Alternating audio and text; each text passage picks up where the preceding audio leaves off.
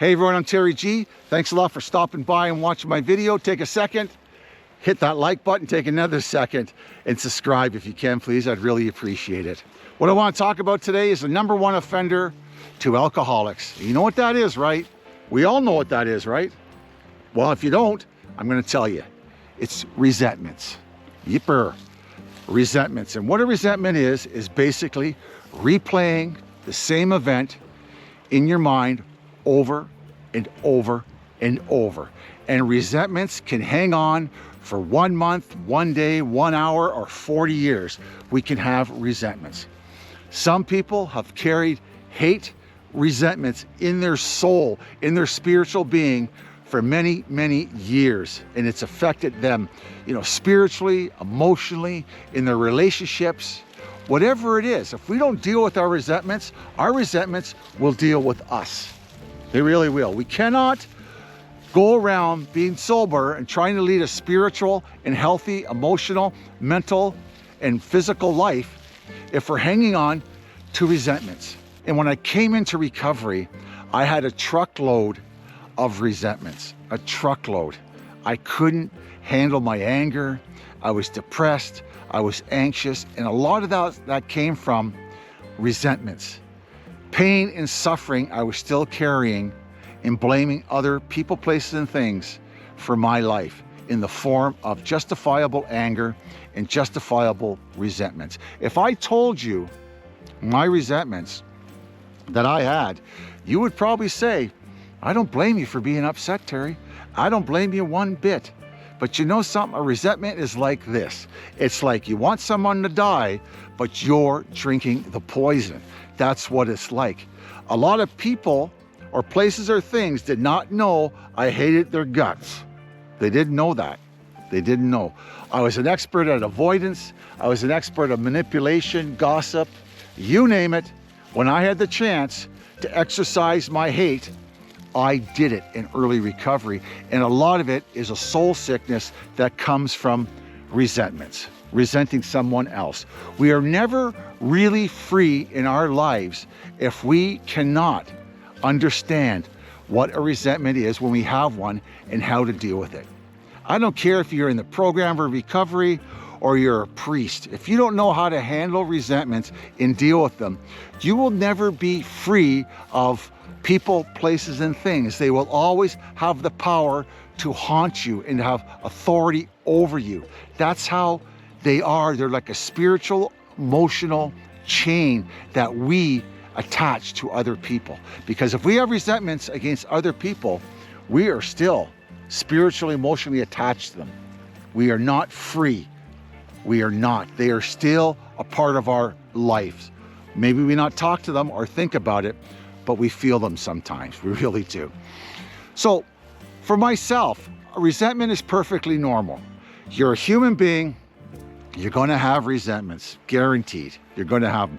If you're an alcoholic or you're not in the program of recovery, you're going to have resentments. It's normal.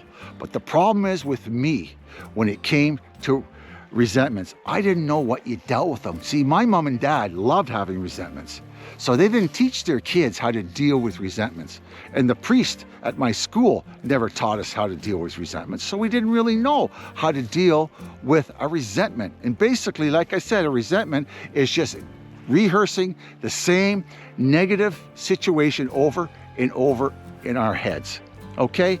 And for myself, I put resentments in categories.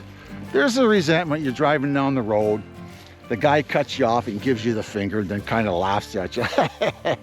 And you get pissed off at him. You got that immediate hate, resentment. But you can deal with it. Let the guy go. He's just an idiot anyways. I'm not going to get involved. There's those things, right? Or there's situations maybe with your family that if you get involved, you're going to get burned, so you stay away from it. So you sort of avoid any sort of hurt or expectation of doing the right thing. They're going to do the right thing. You sort of just stay back and you let things play out the way they are. So there's those kind of resentments, right? So we got resentments that we can handle on a daily basis. But the main thing is, do not let resentments build up. If you're having resentments in your life and you're having a hard time, don't let them build up within you. Don't say to yourself, I can handle it. I'm spiritually fit to handle resentments. I got it all together. I don't need to talk to anybody about the way I feel about things because I can handle it. I've been in the program long enough. I can do those kind of things. Don't do that. If you're thinking about it more than 3 times in that day, it's probably a resentment, and maybe you need to do something about it, okay? I've had resentments when I first came into recovery, and over the years that I had to really work on, those deep-seated ones. They were with people who died. They were with people I never see or hope I never see again. How do you deal with those? How do you deal with those resentments, the deep-seated ones? Well, I had to go to therapy. I'm a firm believer in therapy. You've heard a number of my videos, and I've talked about therapy a lot. Talk about resentments. And those resentments that are deep-seated in me usually come from hurt or, bad parenting or something, or guilt or shame, something like that. They come from. And when I go to therapy and I talk about that pain, I'm able to release the anger. I'm able to stop thinking about it, because the resentment makes us emotionally connected. And when we're emotionally sensitive to that resentment, we tend to think about it a lot. Or if we think about it, we connect that emotion with it, if that makes any sense. So going through a list of people I resented and talk to them in therapy, they're able to help me work on the hurt and the pain around it and sort of disconnect from the anger and the resentment from it.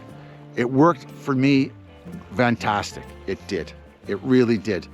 In the program of recovery, there's mechanisms, there's the 4th and 5th step that help us deal with resentments in a 12-step program. That's another great way that we can deal with resentments. Okay? It's a terrific way we can do with that.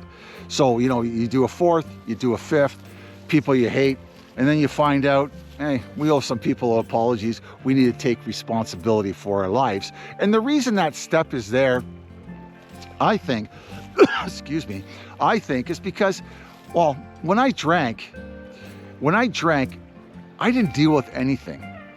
And one of the main reasons I had a truckload of resentments when I quit drinking is because I never dealt with the resentments. I was never told how to deal with resentments. I thought resentments were normal, and I didn't know how to deal with them.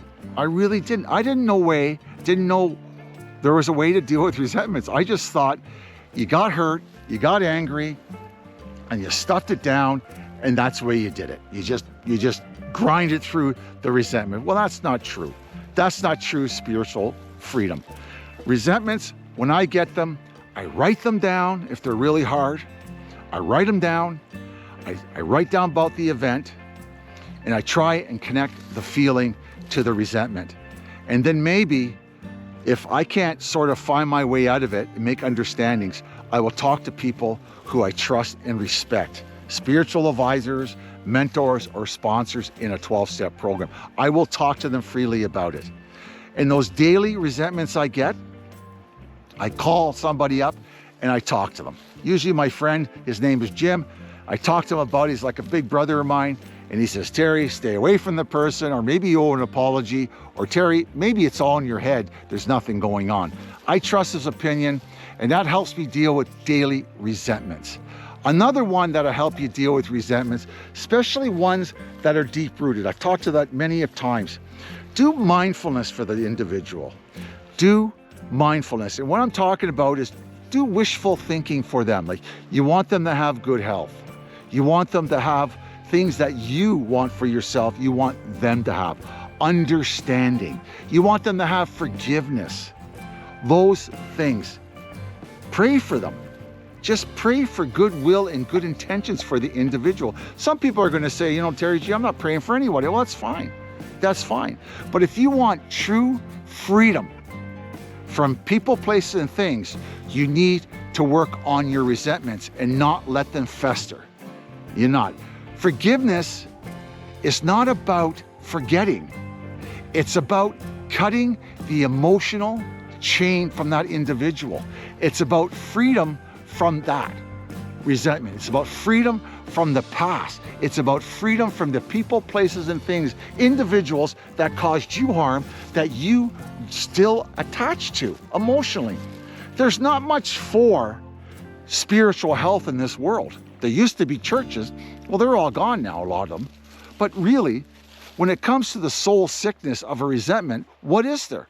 You talk to a therapist, you pray for them, you do an inventory, you talk to somebody about it, you explain your hurt, your pain, your suffering, you explain what happened, why you're angry to somebody, and they help you sort it out. But you have to let it go. You have to learn to let it go, to forgive them. It's not about forgetting. It's not about that. It's just simply about cutting the emotional, mental, and anger from them, cutting that chain that is. So how do you know when you're out of the resentment? How do you know when your forgiveness and all the hard work that you've done with past difficulties, how do you know? Well, the first one is you won't think about it anymore. It'll be poof, it'll be gone out of your memory. It really will. You'll have to pull the thought up in order to sort of activate the memory. It just won't arrive there on its own. If you can relate to that, you'll know what I mean, right?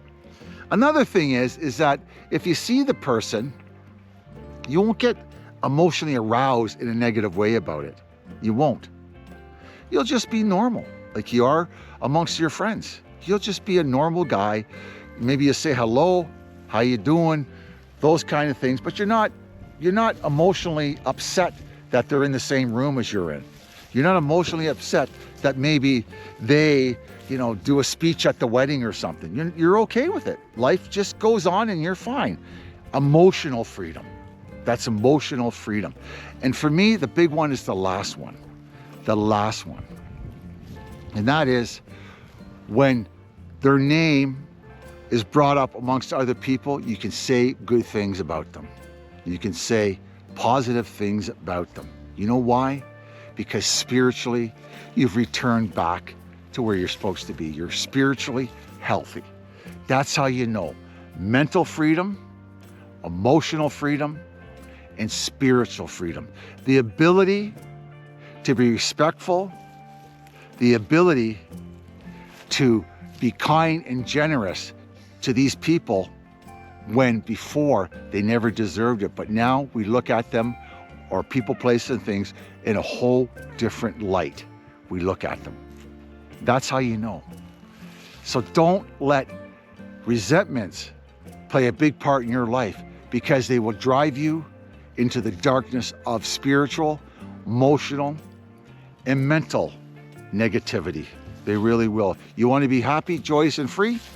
Learn about forgiveness. Have a program or a life that is wrapped in forgiving people, places, and things. And your life will change dramatically. Believe me, it really will. And there's no such thing as a justified resentment. There isn't. There's no such thing. Don't fool yourself, okay? Don't fool yourself. Thanks a lot for stopping by. My name is Terry G. This is an alcohol-free life channel where we're learning to live sober one day at a time. If you could take a second, please subscribe. If you could take another second, hit that like button. Thank you very much. God bless, and we'll see you next week, okay? Ciao for now. Bye. Peace out.